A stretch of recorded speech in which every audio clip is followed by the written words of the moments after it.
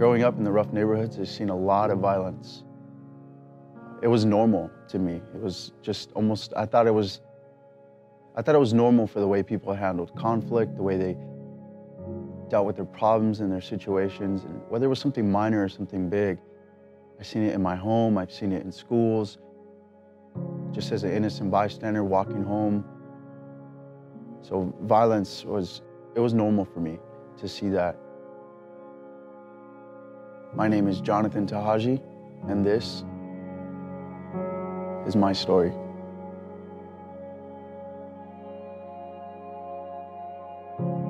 I grew up rough. I grew up in a rough home, a rough city, rough schools. I grew up in a broken home. My mom and my dad were never really together. So, you know, growing up there, they were always split. I've never seen them in any kind of relationship. I had a pretty good relationship with my dad. He was somebody I looked up to. He was cool. Everything he did was cool.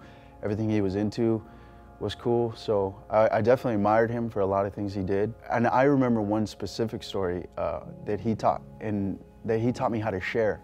I remember we pulled up to a liquor store and he bought me some, I think they're called Yan Yans. So he bought me some of those, and I'm eating them in his back seat, and he had said, "You're not gonna ask me if I want any."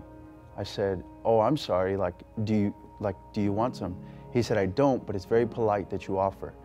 And then just from that moment, he's always taught me little things like that. But again, I knew there was another side to him. My brother was on a bike trail, and he left his bike on the top of the road on the bike trail, and he went down to the water, down the slope and kind of throwing rocks in the water or whatever. And when he came back up, his bike was gone, so his bike was stolen. And I remember getting back to the house, hearing my brother kind of begging, or scared for his life, and my dad was so angry with him because his bike was a very expensive bike. My dad was beating him with a dog chain. I remember feeling bad only because it was my brother. If it was anyone else, I'd probably, not that I wouldn't care, but at this time I'm already desensitized to the violence. He would have different girlfriends at the time. He would have us, lying, saying we were somewhere where we weren't, and I seen that, and I knew, even at a young age, and I'm probably, like 6, 7, 8 years old. He was a drug dealer. He went to prison when I was, I think, 9 years old. And when he went to prison, when we got the phone call, I was told I remember exactly where we were, and we were driving home. My mom gets a phone call and she tells us, "Hey, your dad's going to prison." And I remember completely just shutting down because I knew he was going to be gone for a long time. I'm already aware of what these kind of people do and how long they go to prison for. I'm 9 years old.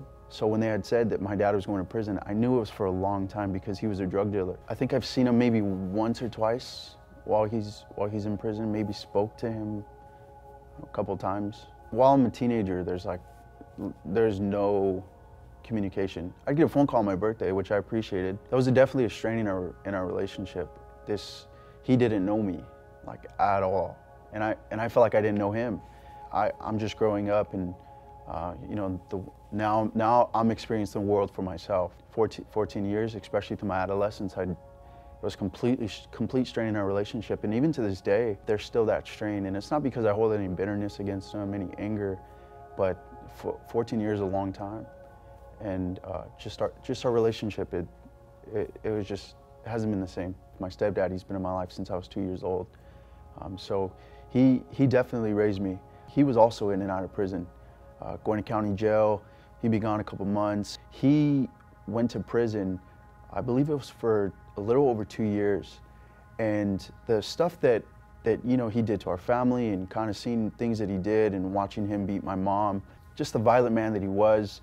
To me, he was cold-hearted. I thought he was the devil.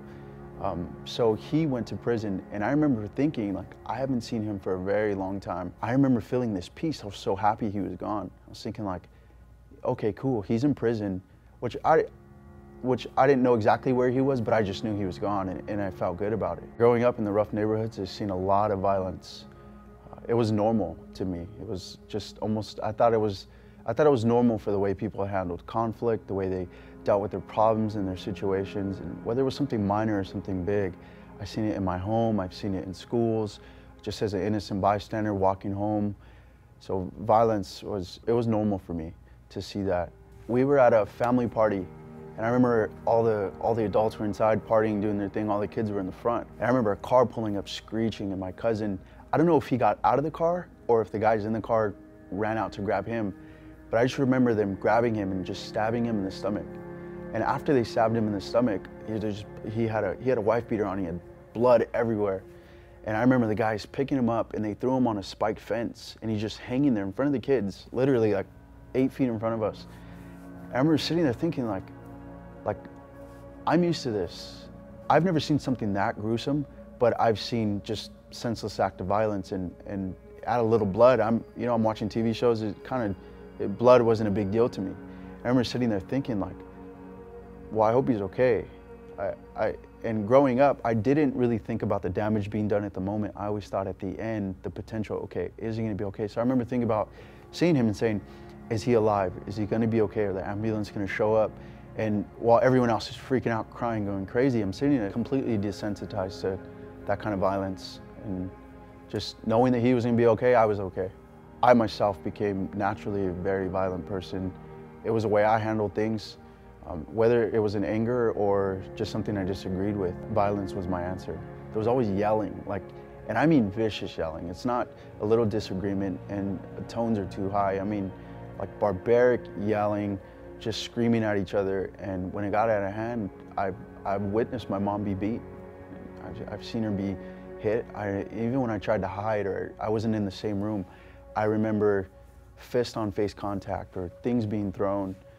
And I've witnessed this firsthand, and it really bothered me. And again, it was because it was my mom. The things that were done to me as a child, I thought it was normal. I thought I was completely desensitized, but the fact that it was my mom really, really hurt me. At a certain time in my life, there was another individual. He was in my life, and it felt like he was in my life for a while at the time. So I'm maybe 6 or 7 years old again, and I don't know what would possess this man to do what he did to me. I don't know if he was drunk, if he just enjoyed doing what he did, but he used to torture me. He used to hang me upside down in the closet on the clothesline bar, and he used to just hang me upside down for what felt like hours. I mean, I'm a kid. He would leave me hanging there and just see how long I would last, and then I would fall, and he'd do it again and again and again. And I remember falling, and now my wrist hurt. And now my hands hurt, and now I know, okay, if I try to catch myself with my hands, I'm gonna break them. So I would try to catch myself with my elbows, and then now my elbows hurt, and now I'm falling on my head. And I remember blacking out a couple times. So, and this seemed like, just this ongoing thing going on and on and on forever, and it felt like hours. And the more that I feel that I showed emotion, the more I feel he enjoyed it. So subconsciously and intentionally, I would try to hide my pain. And after the torture, I thought it would end. I thought that was it, but there was another part to it. I remember giggles and I remember anger, just from his face. It was so evil. I remember him going to the restroom and turning the water on, and all he did was turn the hot water on. That's it. And I remember him just picking me up from like the doorway and just launching me into the tub, and I would burn myself. It was just hot water. It was running for 5 minutes before I got in there, and I would jolt out. I know the faster I went out, the more angry he got. And somehow, some way, I kind of learned. I thank God I'm athletic, because it helped me land. It helped me kind of turn my back to hit the wall and not my face or my shoulder, or slip on the floor and avoid real bad injury. Yeah, I would see that the less I got hurt, the more he got angry and the longer he did it. So sometimes I would fake even worse pain that I was in. I don't know how many times this went on.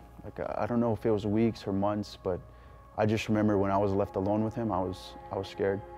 After being burned in the shower, I just remember being outside looking for my mom, and I know she was at work. Now when my mom came home, she obviously found out, and I remember her trying to kill him. Anytime I talk about what happened to me when I was younger, I know the first thing that she says is, I almost killed him, and her cousin was there to stop her. We started coming to church.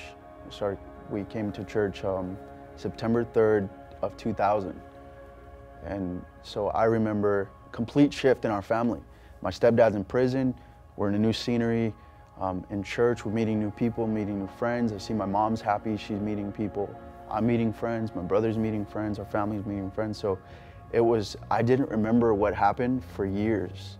Memories started popping up, you know, now that I'm 14, 15 years old, I start to remember these things because I always wondered why I was the way I was and why I did certain things and why I was so angry, why I was so violent, why I got into so many fights, why I didn't mind getting into fights. No value. I felt no value and no regard for human life, really, and not for others, mainly for myself. I really didn't feel value on my body. I think I was 16 years old. I was coming home from the boxing gym. I used to walk home, it wasn't too far. Some people rolled up on me, asked me, you know, what's in your bag? It was just a bunch of boxing stuff. So they started mocking me, saying, you think you can beat us up, this and that. And you know, I'm not afraid of these guys, just cordially talking to them. I didn't think my life was in danger or anything. I said, in a boxing ring, I think so, yeah. A street fight, who knows? And you know, there's different kinds of rules. And I remember them just, you know, getting offended. They put a gun to my face and they said, give us your bag and you're basically not gonna go home. I just remember looking at them like, almost calling their bluff. And not that I didn't think these guys were capable, but mind you, I didn't have value. Like I didn't see myself very valuable. It's either I'm gonna die or I'm not. And I just remember not blacking out, but just waiting. And it just seemed like I was on my way. You know, I walked home with my bag and I walked home completely safe. So it's hard for me to say I grew up in church because I grew up in the world, and the world had a stronger pull on my life than church did. I remember my stepdad, he had asked me, he said, hey, can you go get something from the car? It was a burgundy Cadillac. And I remember in the front seat, I'm looking for whatever he asked, and there's a gun like on the glove compartment, just sitting right there. I remember grabbing the gun, putting it on my lap, kind of, you know, fake riding the car. So I'm kind of like holding it like I'm gonna shoot somebody. And I remember thinking like, okay, cool, like I think I'm gonna get a gun, you know, later on. I think I'll be able to kill. I think I'll be able to kill somebody, especially the man that you know that did what he did to me. Most of the men in my life, they're not very, they weren't good role models, like by any standards in any home. Killers, drug dealers, gangbangers, and some of them are worst of the worst. I remember, you know, kind of just going through my life and really at this time, anger really has a hold on me. And I wanted to be like the role models of my life. It got to that point to where it's okay, you know what? I think I could do this. It's either I'm fully in church or I'm fully in the world. And I remember hearing, you know, stories of, oh, I don't go to church because there's too many hypocrites there. And me, in my logic, in my conscience, I'm thinking, okay, you know what? I don't want to be one of those hypocrites. It's either I'm fully in or I'm fully out. And I remember thinking, okay, I'm gonna be fully out. So hanging out with my friends, some people came and they weren't welcomed. You know, there was an altercation there. It's like, hey, you gotta go, like just leave. And me, in my head, I'm thinking, you know what, I'm gonna show off. And I grabbed the gun that was on the table and I, you know, just let off a couple shots. And I remember hearing that, oh, you know, somebody passed away, or, you know, that somebody in the car had passed away. I just couldn't deal consciously. I just couldn't do it. I remember thinking like, wait, okay, I thought I wanted to, but if he's dead, or if I caused somebody to pass away, like it's just not in me. Like I wasn't a killer. Like I could fight all day and I don't mind at all, but to take someone's life, I couldn't do it. And I ended up finding out, you know, like, yeah, nobody passed away. I didn't even hit the car. I was very relieved, but I was also, I was indifferent. Like, okay, first you were glad, and now you're kind of like upset. And I was upset, not that anyone died, but that I didn't have the courage. Because this whole time, especially through my adolescence, my early teenage years, I was trying to build up the courage to kill the man that tortured me. You know, I'm still 1 foot in the world and 1 foot in church, and I got great friends, and it's amazing. It's amazing what people in church thought of me and what people outside of the world knew of me. And it was vice versa. Like, oh, you go to church? And people in church, it's like, wait, you did this? And nobody knew because I was really good at hiding it. It comes a point, I'm like 14, maybe going on 15, where I'm filled with anger, filled with rage, still trying to build up that courage. And I remember it got so bad to where I I remember asking demons. I remember asking demons, I allow you to come in, like, to take over me and take over my body. It sounds ridiculous, but I remember, you know, sitting there and just filled with anger saying, man, I want to kill him. Like, I want the courage to kill him. Like, I don't care if he dies. I just want the courage and be able to live with it. And so I remember saying, like, demons, I allow you into my body. Like, I need your help, basically. Now, thank God I was never possessed. Thank God I never killed the man. I remember feeling so terrible that I said that and I gave the devil a foothold. I shared this with one of my friends my friend at the time. I remember telling him, say, hey dude, like, I feel terrible. Like, I asked demons to come into my life. I don't believe they possess me. I don't feel anything. I don't get attacked at night or anything like that. And it was a big deal, you know, and they cared about me. So they told their dad, Pastor Dave Hernandez.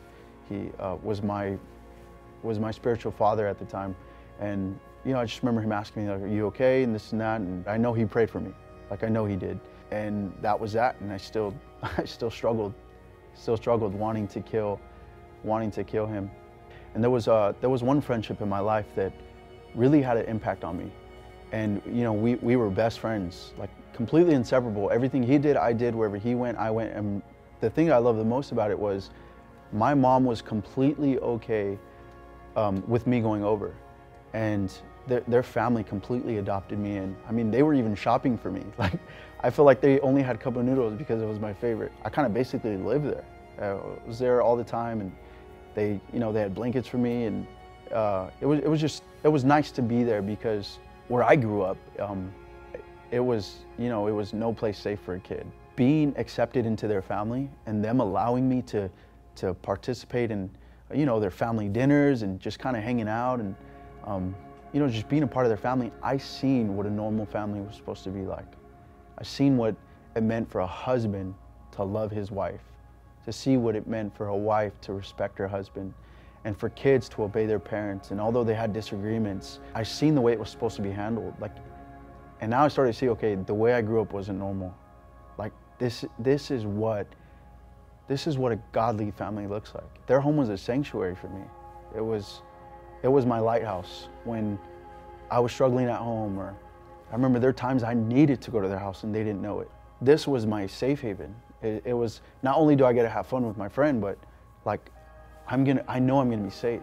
And I remember going in thinking, okay, like, let me see how I can be a better son. Let me see how I can be a better friend. I hope I get to be a father and a husband like Pastor Dave was one day. And I've learned these things by constantly going over. And this lasted for years. I mean, I don't know, maybe 11 to 17, to where sleepovers were no longer appropriate for 18-year-olds. I don't know.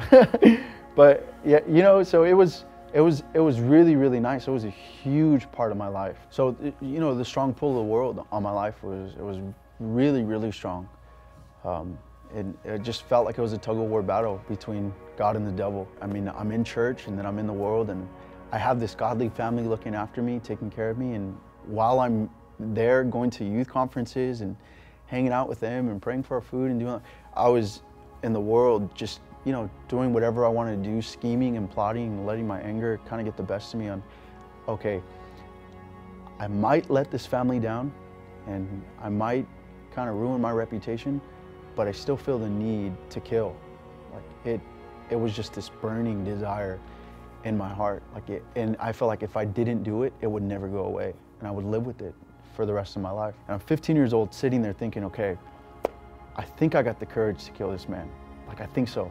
I think I can do it. And I'm gonna go completely full out for the world. I don't wanna be a hypocrite. I don't wanna make God look bad, although I desperately want to live a righteous Christian life. As a teenager, I didn't think I could do it. So I remember him praying, and the service was good. I don't even remember what the service was about because I'm just checked out, kind of, you know, check marks the box. I'm in church, I'm good. And it was the end of the altar call, and they were gonna close. And I'm like, all right, cool, the service is done. I'm ready to go home, you know, just kind of go about my week. And then I see him walking towards my way. And I remember exactly where I was sitting. It was 3 rows in the front on the left. And he calls me out. And I remember him telling me, you have a strong pull of the world on your life. And he said, you have to choose. Nobody's gonna tell you what to do, but you have to choose. The devil is working overtime in your life and you're letting him get paid. It's not so much of the words that, that he was sharing, but I really felt the power of the Holy Spirit come on me. And I remember thinking like, almost disappointed in one, that I'm not gonna complete my task. And two, like, what have I been doing with my life? I'm gonna really ruin my life. And I was okay with it. And I remember him, just praying over me, giving me a word, and I just really felt encouraged. And I felt life. I really did. I really felt like this is what I'm supposed to be experiencing, of the Holy Spirit. This is what it's all about. And it's not so much of what he said, but his act of obedience and his confidence and his prayer over my life, and God really speaking to me. I decided, like, I can't do it. Like, I don't want to do it anymore. I can't say that I was completely delivered from forgiveness, anger, and bitterness, but that was a milestone, and I was a work in progress from there. I met my wife when I was 16. She went to another church that was connected to our church, so we kind of seen her at church gatherings and stuff, and I immediately knew I liked her. And I remember seeing her and I was thinking like, man, like I want to get to know her, I like her. And then I find out, that she likes me. I'm thinking like, oh wow. So I finally, got the guts to tell her like, yeah, I've always liked you. And from then on out, we moved fast. I mean, really fast. January 1st, 2008, I was 16, and I asked her, I said, will you be my girlfriend? And then from then on, we've been together. We were boyfriend and girlfriend, but this was real, and I knew it was real because I knew that this is a woman that I wanted to spend the rest of my life with. From the moment Pastor Victor Dandridge prayed for me, from the moment on, it was all about, okay, God, what do you want to do with me? Although I still struggled with the things I struggled with, I committed my life to God, and I knew I needed a wife to do that. So I made it up in my mind that I wanted her to be my wife. I didn't tell her this, I wasn't going to be all creepy or anything, but we began our relationship, and we were young. We were broken kids. I was a broken kid. Although I had God, that doesn't mean like I was completely, safe and not vulnerable and susceptible to things that happened to me as a kid. And I neglected those things, and they came up in our relationship. I never physically abused her, but I was very verbally abusive. I was a jerk, and she was too. We were just both toxic people. Throughout our relationship, we stuck it out because we loved each other. And I don't know to this day how we made it, but we ended up getting married thinking marriage was gonna solve all our problems. Cultural Christianity, you get married young and everything's gonna be better, but no, like that was not true at all. And I bit into the lie. And although I did love her and I did want her to be my wife, we thought marriage was gonna fix it, and it didn't. And we still struggled with a lot of the stuff we dealt with when we were younger. And now that we're married, the burden just got heavier because there's more of a deeper demand and a higher calling for me to be the man of God, to take care of my home, and I wasn't. I felt the weight of the world crashing down on me because I couldn't be the man of God that I was called to be. I couldn't be a good husband. I almost felt like everything that I've seen growing up, I felt like I was becoming that. Growing up, I hated my stepdad. I hated almost all the men in my life. I couldn't trust men, and I was becoming just like them. And I remember feeling this demand, like, you have to change. There's just no way I can live life like this. There's no way I can put the woman that I love the most in jeopardy, constantly treating her the way I'm treating her, talking to her the way I talk to her, and really the state of our marriage. And now everything that I've dealt with as a kid is coming up, and I'm remembering vividly. My mom was getting a relationship with my wife. She's known her as long as I've known her, and she had shared a story with her that really broke my heart. Was that after my brother, who's older than me, he's a year and 9 months older than me, she got pregnant again, but she had an abortion. And when I heard that, I've always already felt unwanted. I'm thinking like, I'm the second child. That was her second child. That should have been me. Like, my mom didn't want me. This just added to the weight of the world that I already had. The fact that I couldn't get it right, that I couldn't live like a real Christian man's supposed to live. I started being attacked really heavily. When our marriage was just really bad, thinking like, it's just probably best if I kill myself. In the back of my mind, I knew that I would never ever be able to do it. But what really hurt me was the thought. I knew it was spiritual, I knew it was mental, and I knew it wasn't just me being sensitive. I really feel that I didn't just go through that for myself. Like, I really believe that I was put through that to help other people, to understand other people, to see their perspective. It's crazy how that all came about. There was a guy in our church. He came to the pastor and he said, hey, I'm having dreams about John. I'm having dreams that he's killing himself. Pastor Isaac, he pulls a guy and says, hey, share his dream with him. And he says, hey man, like, I don't know what you're going through. I really feel like I need to share this with you. And I felt so much love and compassion. I just started breaking down like, man, God sees me. Why am I living like this? Why am I thinking like this? I have what any man would want, a beautiful, loving wife. I'm in good health. I have a good job, but like I'm struggling. Like life is not what I thought it would be. And me and my wife were very closed off. It's not that we don't trust many people, but we didn't let many people into our lives. And we knew that something had to change to help us get to where we needed to get. Me and Christina decided that we were no longer going to protect each other, try to put on this false, this front that we are who we really aren't. And we started letting people in our lives, and we thank God that Pastor Isaac and Liz, they were there, and they were friends, and they gave us wisdom and shared experience. Me and my wife related very, very much to their marriage, and they opened up and they shared their wisdom and their stories, and it was very encouraging, and it gave us hope knowing that we can be restored. And things started to get better, but I'm still dealing with what I'm dealing with. I'm still having these mind battles, these attacks. Thoughts of suicide keep coming in and out, and I know it was just the attack of the enemy on my marriage.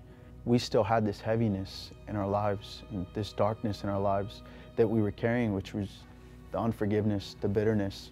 Change in our marriage came in 2018 when we met Pastor Sam and Lulu Rivera. We were introduced to them. They came up to me, just small talk. He immediately starts speaking into my life, just prophesying. And I'm thinking like, this dude did not miss a beat, speaking every single thing that I was dealing with in that moment. I remember telling Christina, like, you have to meet him. Like, he's so cool, And he's coming to our church and he's visiting, him and Sister Lulu. And when we see them, we say hi out of honor and respect, and we're really thankful for them. A conference later, this is kind of like sets the tone of make or break almost. Things are getting better, but as long as it took, it's kind of like, I don't know if there's anything left. Like, I don't know if there's anything left of the tank. Anything good that I do, one step forward, I feel like I'm taking 3 steps back. And this is all mental, right? Things aren't as bad as they used to be, but it still doesn't mean that it was acceptable. And Pastor Sam, he comes up to me after the conference, and he tells me, he said, hey, I talked to your pastor. Me and my wife, we want to counsel you guys. It was God. Like, I've learned so many lessons from one man's obedience. I thought, you know what? I trust God. He's going to work in me. He's going to, I'm going to change. I have to. Things are looking up. But my wife is going through some stuff, and she's dealing with her battles.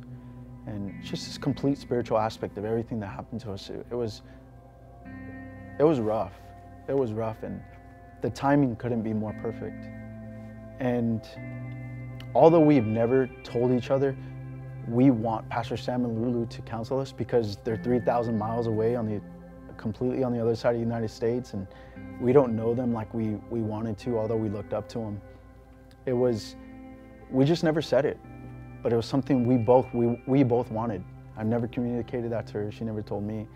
So when it happened, we go home and we're just thinking like, isn't God good? Like, he knew what we needed, but he knew what we wanted too. They would counsel us. They would counsel us every Monday, and we wouldn't miss. We would not miss. It was priority. We looked forward to it, and we build this relationship and this friendship, and we love and honor them and respect them so much. And we know it was a work of God, but if it wasn't for them and their obedience and their genuine love for us, we wouldn't be where we are today. We understand the fullness, not just of life, but our marriage and what it's supposed to be. I understand after all these years, what it's like to be a God-fearing, Spirit-led husband, and to have a wife that respects him and loves him. And we're not fighting, we're not arguing. Some little disagreement doesn't end with a week-long argument, and we learned how to communicate. The devil was really trying to take something away from us. and it was our marriage, it was our future, it was our daughter being raised by both parents. And the life lessons that we learned from them, from the wisdom and knowledge that they just given us, they gave us their lives. Man, we just love and honor them so much. I'll just always be thankful for his obedience and getting to know him, and just his love, his genuine love for me and my wife. He went to war for us. Him and Sister Lulu went to war for us. Tolerance isn't liberty. Tolerance isn't freedom. I accepted something as normal to accommodate something that was never meant to be. And I lived my life thinking that the way I grew up was normal, and tolerating it and saying, you know what, it's okay, at least it's not that bad. And that wasn't the way God wanted me to live. That's not the way his word speaks and how I was really supposed to experience life. I can identify, with the old John, and I can relate to him, but I don't know him. This is a complete work of God. Like, there's nothing that I can do that could make me the man that I am today, other than prayer, other than the help of people and really prayer and just giving my life to God. There's no amount of therapy sessions or shows that I could watch or books that I could read. It was the power of God that completely changed the way that I think, changed the way that I act, the way that I view and have perspectives on life. God wasn't looking for my empty prayers. He wasn't looking for me to fill a seat. He wanted me, a full-on relationship with me. Not religion, not some kumbaya, not just community and fellowship with friends, as he wanted me. When I started praying for myself, when I started reading the Bible for myself, I really started to open my eyes and see the power that the Word of God has. Things really just started to change, like a lot for me. Is growing up anger, bitter, and unforgiving, and going from a broken home, from a broken childhood, a broken past, completely healed. And maybe there's a little scars, but I think those scars are there to remind me and stay humble and say, and always look that God's the answer. I look forward to seeing that man one day, shaking his hand and if God wants me to tell him I forgive him, then so be it. If not, giving him a smile, whatever it is at that moment, I'm looking forward to it. Like I'm set free and no longer angry, bitter, unforgiving. God has completely changed my life around. What I thought could never be fixed, who I thought I could never be, I'm that man today. There are only 3 things that I've ever wanted to be growing up. It was a husband, a father, and a preacher of the gospel. And I'm living my dream. I have this sense of freedom, like I'm free. There's nothing in this world that can take my joy, that can take my peace. Sure, circumstances, they get hard and stuff, but my goodness, I've never felt so free. And this is what I really believe, that the type of freedom and liberty that I have is, and I know it's the type of liberty and freedom that God offers, that only He can offer. God completely restored my marriage, my mom and my stepdad's marriage. My brother's married. He has a wonderful wife and an amazing child. My sister's getting married. My younger brother's working. I'm blessed with the job that I have, with the child that I have, with the family that I have, the community, friends. It's just, I wouldn't have it any other way. Would I have changed the way that I grew up? Probably not. The things that were done to me, sure. But the way that I grew up, no, because it really shaped me and molded me. And now I understand that not everything I went through was for me. I really believe that God is going to use a lot of that stuff for me to help other people, to watch them grow and to give them guidance and to not see anyone lost and just to love them through it the way that I was loved through it. No matter what you've been through in life, a lot of people, they feel like they're a product of their past, but you don't have to be a prisoner of your past. There's freedom. Like, there's a light at the end of the tunnel. God can heal you, that God can set you free, and you can live life to the fullness and the abundance that you're supposed to live it.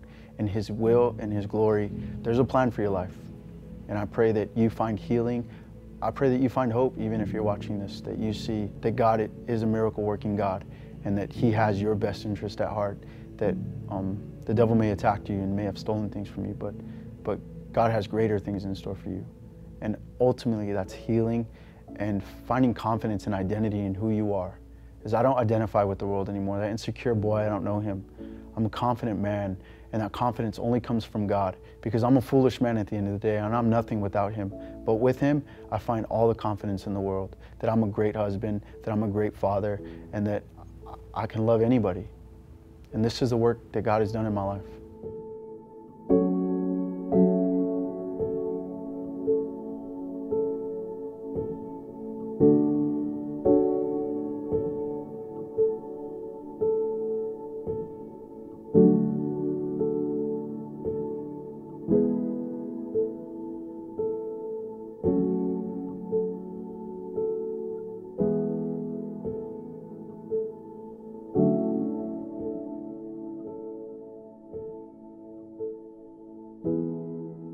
Pastor Dave and Esther Hernandez, I just want to thank you guys for loving me and accepting me into your home. You guys had a huge impact on my life, and me and Christina are just forever grateful for you guys. Pastor Isaac and Liz, thank you for your friendship. Thank you for your mentorship. Your genuine love for us really went a long way. Pastor Omar and Letty, thank you guys for seeing my potential, for having grace on me, for loving me. We appreciate you guys, and serving under you guys in this house is truly an honor. Pastor Sam and Lulu Rivera, you guys, thank you for your obedience to God and for loving us and for giving us your time. It means the world to us. Thank you guys. We love you.